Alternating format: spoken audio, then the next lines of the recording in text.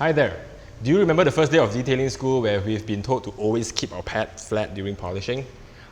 Today in this video, I'm going to show you why you shouldn't keep the pads flat. Instead, you want to tilt it a little bit because it helps. So stay tuned to find out.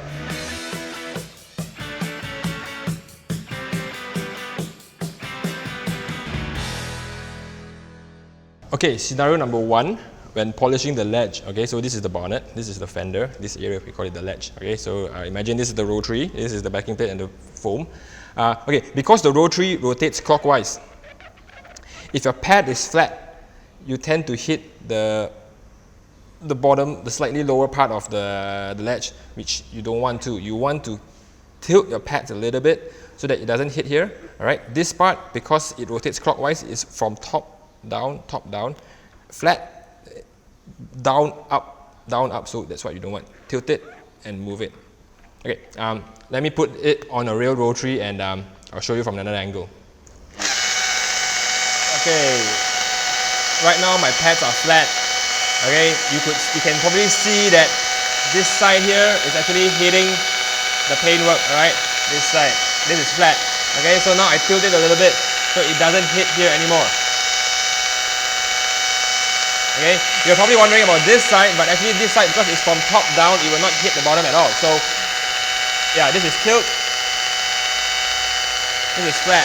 Alright, flat, bottom up, you will hit this part, which is what you don't want, to. Alright, tilted, flat. Okay, scenario number two, when polishing the edge or corner, right? It can happen to your door edge or door corner, but I'll use the bonnet as an example. Okay, because your backing plate is this size and the foam is this size, so the strength when you push it down, it's only until here. This side is soft. Okay, the most of the pressure are slightly inside. So when you want to reach the edge, you have to. You can't go all the way over because this part is actually a little bit C, like a wavy shape. I don't know if you can see it, but let me get you a ruler. Okay, if you can actually see this part, it's not flat, it's like rounded. So when it's rounded and you tend to go over like this, you risk burning this side. Okay, so what you should do is when you come to the edge or the corner, you tilt the pad a little bit. Okay, tilt the pad a little bit so that you can actually hit this side like that. Okay, let me turn on the rotary and show you. Okay, so flat all the way over here, and I pressure it. Not safe, risk burning. Okay, now flat. I don't go all the way. I go until here. It doesn't hit, it has no power. So tilt, push it in, alright, and you can manage, and you will work this small little part here to get all the swirls and all the things gone, right? Tilt it a little bit, alright? Not flat like this, but tilt.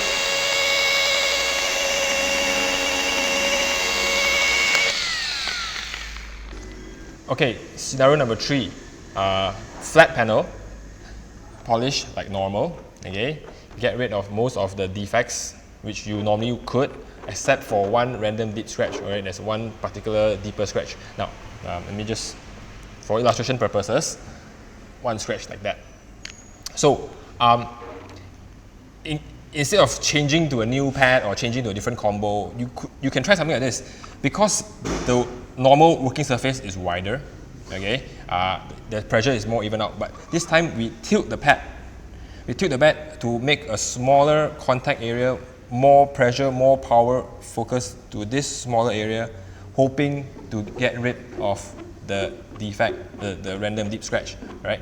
So by doing this, you actually increase your cutting power, experience-wise, and to quantify it, I would say about 10 to 15% more power to remove. But of course, by doing this, you actually create a little bit more swirls like what we've been taught. So after doing this, keep it flat again and polish. Okay, so this is how we will normally polish. Okay, now that most of the defects are gone, one little defect is there. deeper one, I would tilt it a little bit like this.